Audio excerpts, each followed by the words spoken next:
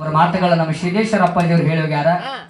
ಜೀವನದೊಳಗ ಯಾವ ಗುಡಿ ಗುಂಡಾರಿಗಳಿಗೆ ಹೋಗ್ಬೇಡ್ರಿ, ಯಾವ ದೇವರಿಗೆ ಹರಕೆ ಹೋಗ್ಬೇಡ್ರಿ, ಯಾವ ದೇವರಿಗೆ ಬಂಗಾರ ಹಾಕ್ಬೇಡ್ರಿ. ಹೌದು ಖರೆ ಏನ್ ಮಾಡಿದ್ರು ನಮ್ಮಲ್ಲಿ ಕೆಟ್ಟ ಭಾವನೆಗಳನ್ನ ಹೋಗಂಗಿಲ್ಲ.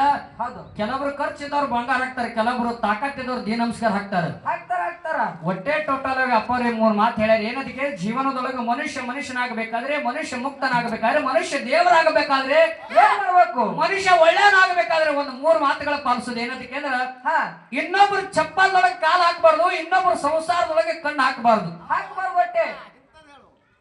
ಇನ್ನೊಬ್ಬರ ಚಪ್ಪಲ್ದೊಳಗೆ ಕಾಲು ಹಾಕ್ಬಾರ್ದು, ಇನ್ನೊಬ್ಬರ ಸಂಸಾರದೊಳಗೆ ಕಣ್ಣು ಹಾಕ್ಬಾರ್ದು. ಹೌದು ಮುಪ್ಪ ವಯಸ್ಸಿನ ತಾಯಿ ತಂದೆಗೆ ಅನ್ನ ನೀರಿಲ್ಲ ಮರಗಿಸಬೇಡ್ರಿ. ದೇವರ ಹುಡುಕಾಡ್ಕೊತ ನೀವು ಹೋಗ್ಬೇಡ್ರಿ, ನಿಮ್ ಹುಡುಕಾಡ್ಕೊತ ದೇವ್ರು ಬರ್ತಾನಂತಕ್ಕಂಥ ಮಾತ ಸಭೆಯಲ್ಲಿ ಹೇಳುದದ.